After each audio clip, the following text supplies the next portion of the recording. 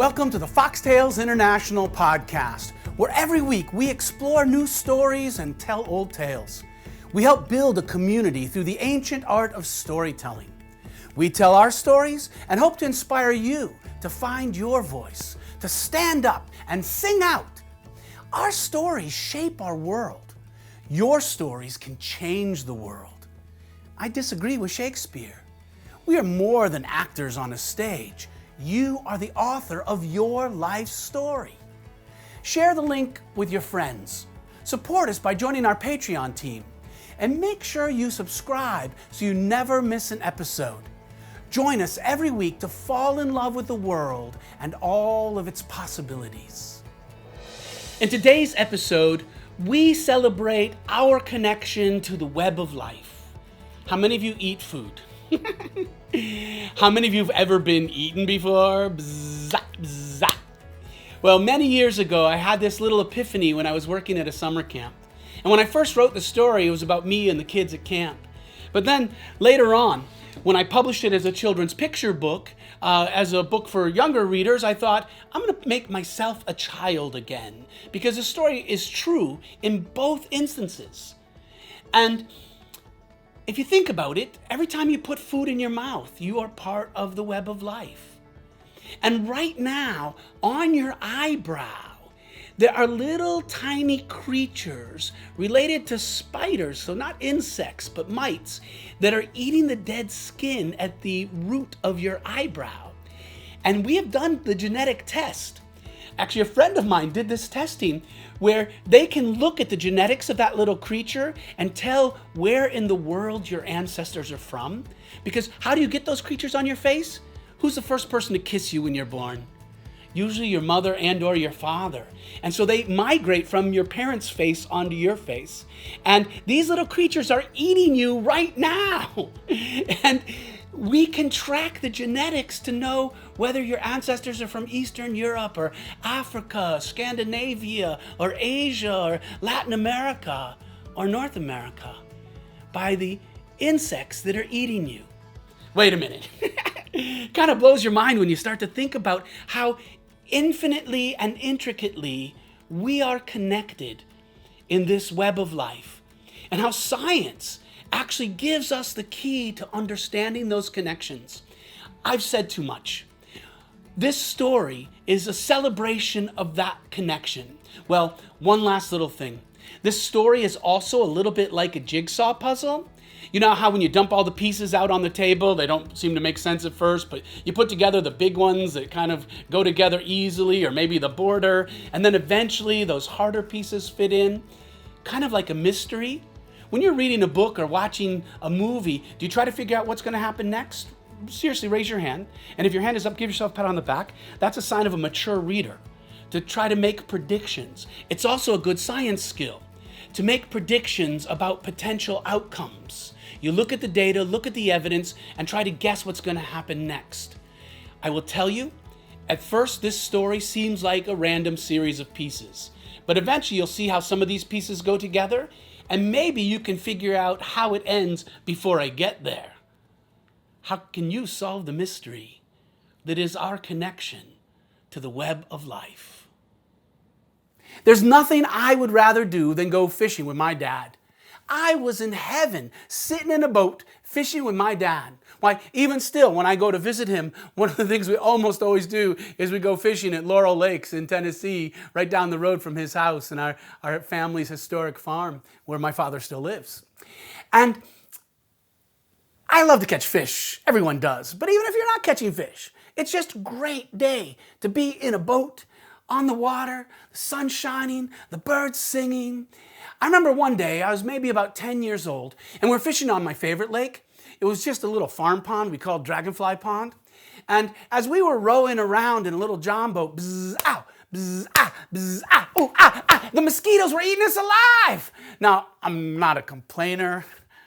I'm not a whiner, but maybe I was complaining a little bit too much that day.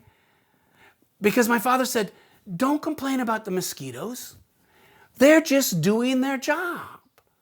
And I said, what? He said, well, do you like listening to frog songs in the morning? I said, yeah. And do you like eating frog legs? I do. Do you like bird songs in the morning and the evening? I said, yeah. He said, then don't complain about the mosquitoes. Swat them, brush them away, but if they take a little blood, they're feeding the songbirds and the frogs. Well, I still must have had a puzzled look on my face because he continued. And I thought about what he was saying. And just a few minutes later, as we were rowing around, I looked down beside the boat and I saw something splashing around. Now, I've always been kind of curious. That's a trait of a good scientist. So how many of you ask a lot of questions? That's how you learn. I was like, what is that? What's it doing there? What's going on? And when you ask the right kinds of questions, then look for your own answers, that's what science is. Asking questions with measurable outcomes and then designing investigations to find your own answers. What was that? What was it doing? Well, I just looked a little closer. Observation, key to good science. What I saw was a dragonfly nymph, a dragonfly larva. It was actually crawling up out of the water, crawling up the side of this cattail. And right before my eyes, it shed its skin, its exoskeleton. It cracked open and started squiggling out of its external skeleton. And as it climbed up, its wings were exposed. And it transformed itself from an ugly creature of the swamp to a beautiful creature of the air. Have you seen those great big green darner dragonflies, the largest dragonfly in Illinois? Well, back in historic times, prehistoric times, before the day of the dinosaur, there were dragonflies the size of red-tailed hawks with an 18-inch wingspan. These weren't quite that big. But this ugly creature of the swamp, right before my eyes, crawled up out of the water, shed its exoskeleton, and became a beautiful creature of the air. Can you say metamorphosis? It pumped fluid into its wet, crinkly wings, and the wings stretched out to dry. And as the dragonfly dried its wings, the dragonfly began telling me the rest of this story. That's how I know it's true.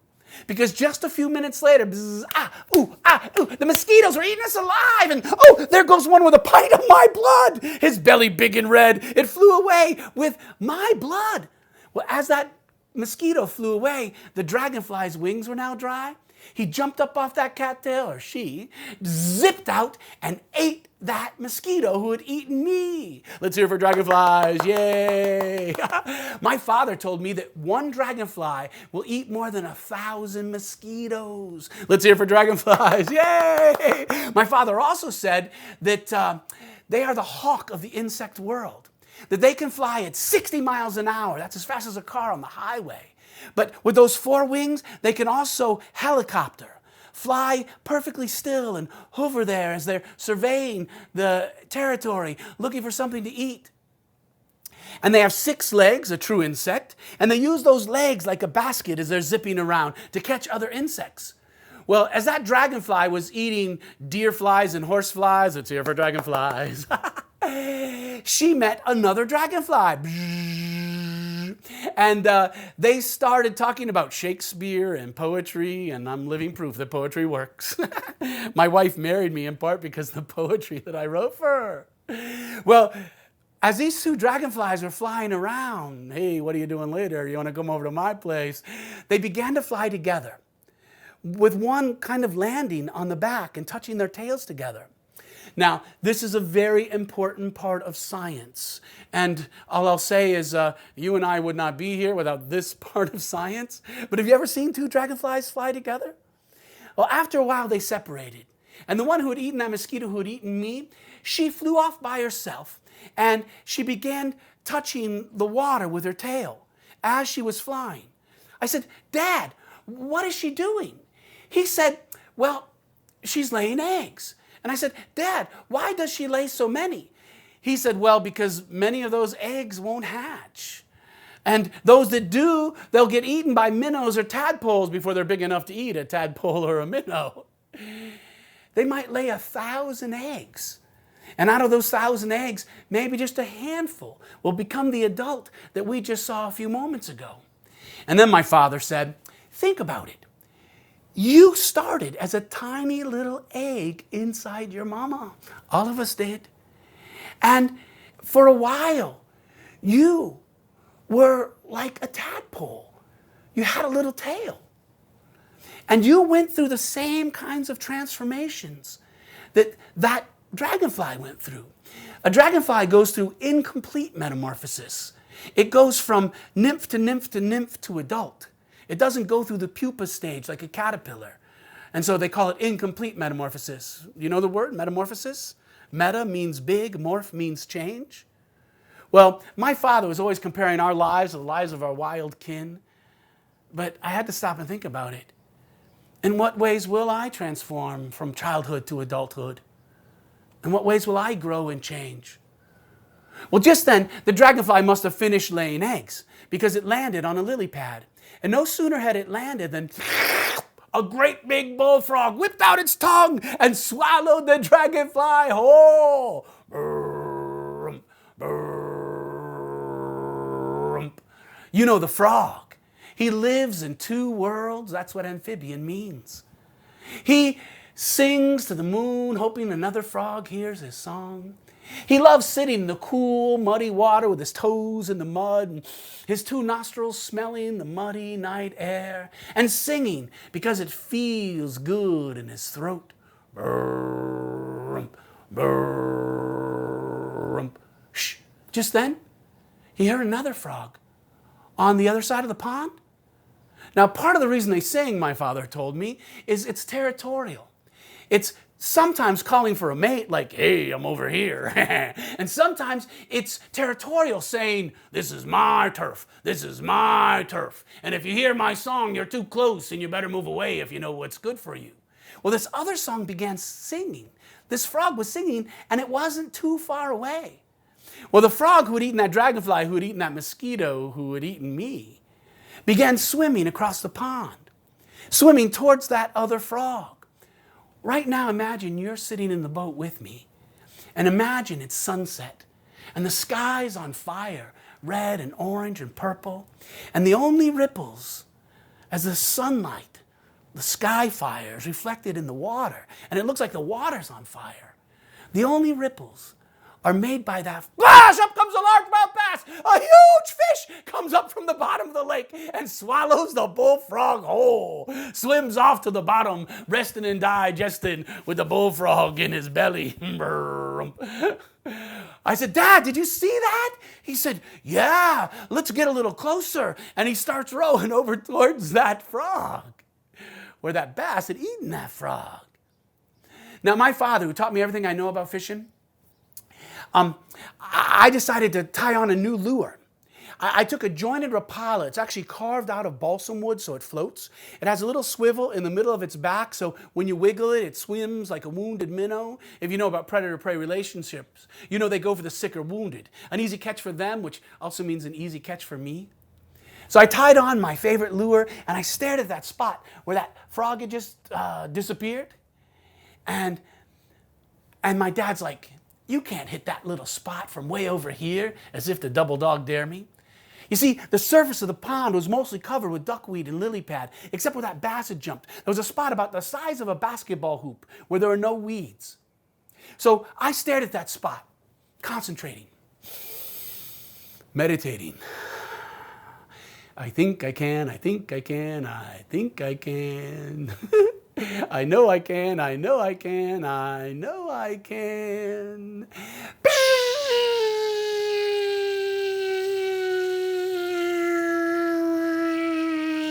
Splash! It landed right where I wanted it, right on the far side of that circle. I said, Dad, if that fish is still there, it's mine. Now again, my father taught me everything I know about fishing. He taught me if you cast a surface plug onto the water, you want to let it sit there for a little while so the fish doesn't think it just fell out of the sky. So I waited for the concentric circles to disappear. And when the lake was smooth as glass, I wiggled it and nothing happened.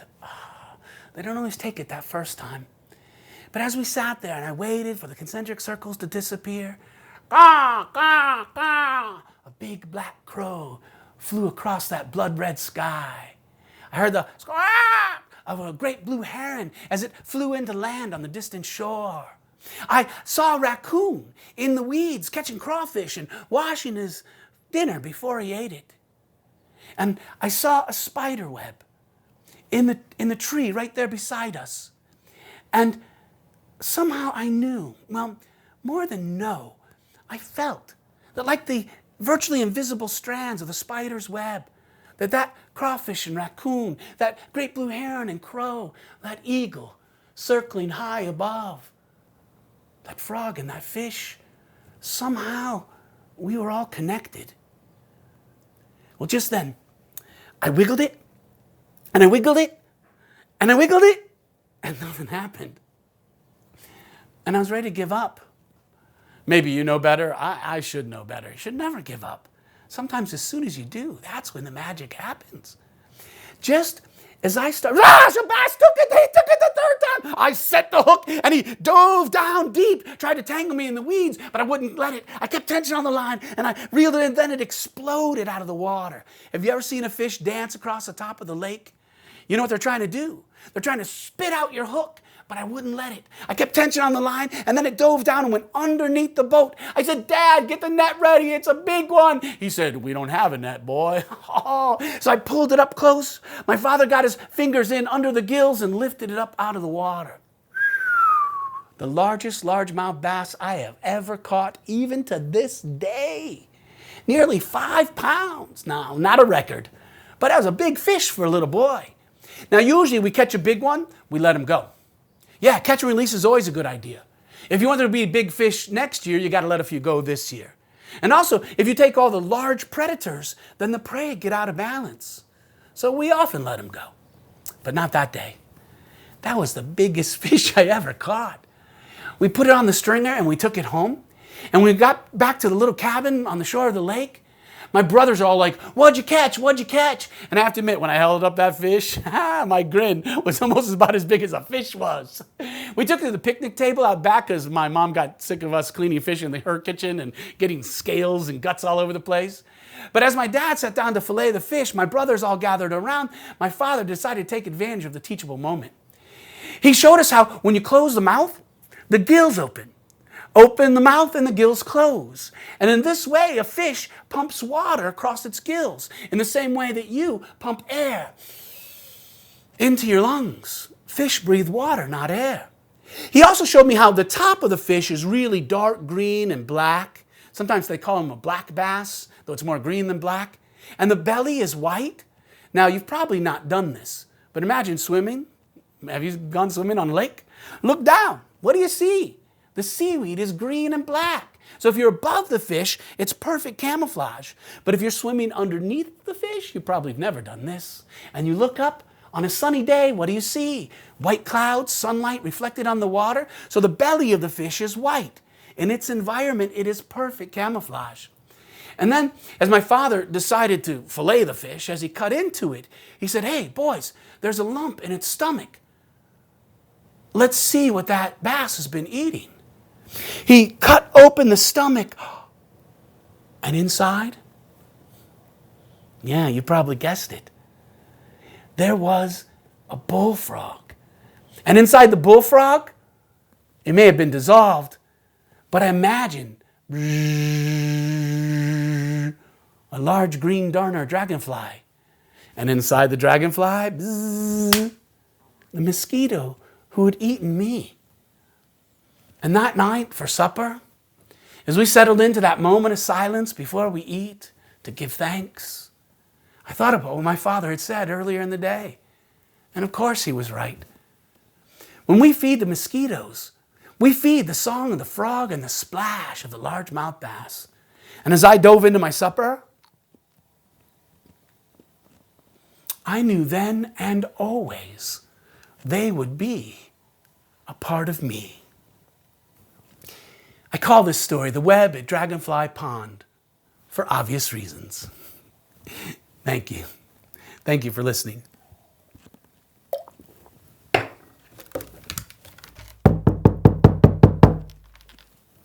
And one of my mottos, there's a song for every story. If not, I make one up.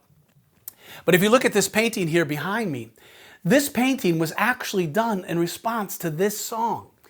I taught this song to a small boy at a camp, and then a couple weeks later I was back in southern Indiana, and I was talking to this artist who showed me this painting, and somehow it looked strangely familiar. And she told me the story of how she learned this song from this boy, and it inspired her. And I said, sing me the song. Talk about the web of life and the full circle. This was my song.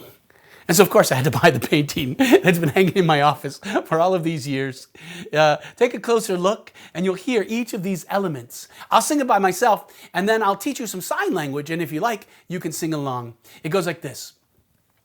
Four-legged, two-legged, creepy, crawly, winged, stone people and the green things. We are one, we are one. With the sign language, four-leggeds, two-leggeds, creepy, crawly, winged, stone people and the green things. We are one, we are one. And you see all the elements here?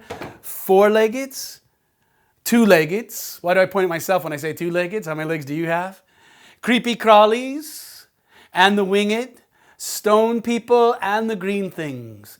We are all part of that circle of life. If you like, you can sing along. I'll do the sign language, and that way you can do it with me too. All together, deep breath. Four-legged, two-legged, creepy, crawly, winged, stone people and the green things. We are one, we are one, we are one, we are one. We are one. We are part of that web of life. Again, every time you put food in your mouth, you're taking in molecules of what was once another creature. And every day you're shedding skin cells and hair follicles that then go out into the wilder world. As one of my favorite poets, Walt Whitman, said, every time I breathe in, I breathe the outside world into myself. So I give you permission to take my story and take me out of it. If you go to my website, there's a really beautiful graphic image of the web of life and all the characters in that story. And like a spider's web, you can draw the connections, basically who eats who. And you can actually draw the lines from one character to two or three, because two or three characters might eat that one, or that one might eat two or three others. What are your favorite foods? Write a story about your menu, your web of life. And you'll find these lesson plans in my book, Learning from the Land. So check that out on my website as well. But even more fun, take me completely out of the story and tell it as if it happened to you. Who do you go fishing with? Is it your dad, or maybe your best friend? Or my mother was always a better fisherwoman than my father and seemed to always catch more fish. So I could rewrite it as if my mom and I, instead of being in a boat on a small pond, she loved to fish in Lake Erie. And we would sit on the dock by her boat with this huge expanse, one of the Great Lakes, kind of spilled out in front of us. And we would pass the afternoon just sitting there talking, drowning a few worms, as she said, with some bobbers for bluegills. If we're really lucky, we might catch a largemouth bass like this story. But you could even change the fish. What is your favorite fish to catch? My mom particularly loved catfish. And so if we caught a big catfish, we'd skin that up. And yes, catfish do eat bullfrogs. But if you change the fish, maybe instead of a frog, who else might it eat? And maybe instead of mosquito, it could be a tick or some other creature that eats you. So it's very easy to replace a few of those characters with creatures who live in your ecosystem. So maybe instead of Dragonfly Pond, where do you live? What are the birds and the fishes and the frogs? What are the characters in your web of life? Again, take me out of this story, put yourself in it, and reinvent that story. Make it your own. That's what folktale writers have always done, and that's also in part what scientists do. We look at somebody else's research paper, and if we have any questions, we can replicate that research and do our own original contribution, and maybe we'll learn something new from that. And then we publish our own papers, giving credit to the source where you originally learned the story. And honestly, if you record a short film of that, I would love to see it. Send me a YouTube link, and maybe you could be in one of my next podcasts. There's so much we can learn from the wild world if we simply take the time to go outside. Pick a few wild berries and let those berries be part of your story. Go fishing. Listen for the bird songs and let the creatures tell you their story. Another different angle, which if you go to the back of this book, in the afterword, I have mini stories about each of the characters. You could write the biography of a frog. You could write the biography of a fish, the biography of a mosquito. And then each of those biographies stitched together like a larger chapter book could be the novel instead of the short story of your neighborhood. Actually, when I originally wrote this, it was 4,000 words, and the characters were different. And then for a children's picture book, I had to boil it down to 1,000 words, much like making maple syrup, where you reduce the quantity but concentrate the sugar to make a little sweeter story. So you could breathe into it and make a short novella, or you could boil it down and even make a short poem. You may have heard in that story, one of my favorite poems from a book called Frog Songs is the poem of the frog. The frog lives in two worlds. He swims in dark pools and leaps about upon the land at dusk. He sings to the moon, hoping another frog hears his song, but mostly singing because it feels good in his throat, in his bulging throat. When he's bored or hungry, he catches little bugs with his sticky tongue, but mostly it's just a little game, catching little bugs with his sticky tongue. He's most happy sitting in the cool, muddy water and breathing the warm, muddy night air and singing because it feels good in his throat, in his bulging throat. So what is the biography of one of your favorite creatures? You could write it as a novel or you could write it as a poem and play with that as you're putting together your own story of your connection with the web of life. And again, please send me links and send me some of that material, and maybe you'll be in my next edition of my podcast. I would like to end with a very short story from one of my personal heroes. Wangari Maathai won the Nobel Peace Prize for replanting millions of trees throughout her native land of Africa. And she was in another episode of my podcast talking about trees, but as I was searching for some of her material, I found this really short story about her childhood connection to frogs. Within my story, The Web at Dragonfly Pond, I talk about these creatures, the dragonflies, being an indicator of the quality of the water. She talks about frogs in the same way. Here's Wangari Maathai and her encounter with tadpoles and frog eggs when she was a small child in Africa. As a child, I used to go to the stream very close to our homestead, and I would play with the frog eggs. And I would think that those frog eggs were beads. You know how frog eggs are connected with jelly, and they are brown and black, and they look very beautiful. They're all the same size. Well, to me, they looked like beads. And I thought that if I could only pick them ever so lightly, I could put them around my neck. Well, every time I tried, the jelly would break. Every time I tried, I didn't know what was breaking.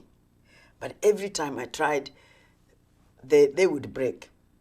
And then one day I would go there and there would be no frog eggs. Instead, there would be thousands of tadpoles. And I would play with the tadpoles, and I would try to hold the tadpoles by their tails. And it was so difficult. If you have ever tried to hold tadpoles by their tails. Now, that's the world of my childhood. Now, frogs, frog eggs, tadpoles, these are indicators of a clean and healthy environment. So in the last sentence, she was talking about frogs and frog eggs as indicator species. Let me unpack that a little bit for you and give you a very simple project that you can do literally in your neighborhood, in your backyard. Now, if the stream is difficult, then go with a parent or an adult. If you're very young, go with a parent, go with an adult. But do you like to catch bugs? Yes. Do you like splashing around in a pond or a stream? So go to your local stream and never get above knee deep unless you have an adult and a lifeguard handy, and simply turn over some rocks. And the kinds of bugs you find will tell you how clean the stream is. If you find no bugs, get out of the water, take a bath, and call the EPA, the Environmental Protection Agency. Because if there's water, there should be life. And the quality of the water determines the quality of the life. It's really a simple idea if you think about it, though I love the phrase, benthic macroinvertebrate indicator analysis. That's what you're doing. Aquatic macroinvertebrate indicator analysis. Basically, go to a pond or stream, that's the aquatic, the water, and macroinvertebrate, so large insects. And if you find like just a few worms and things, then it's polluted. But if you find midges, it's a little better. Water pennies, a little better.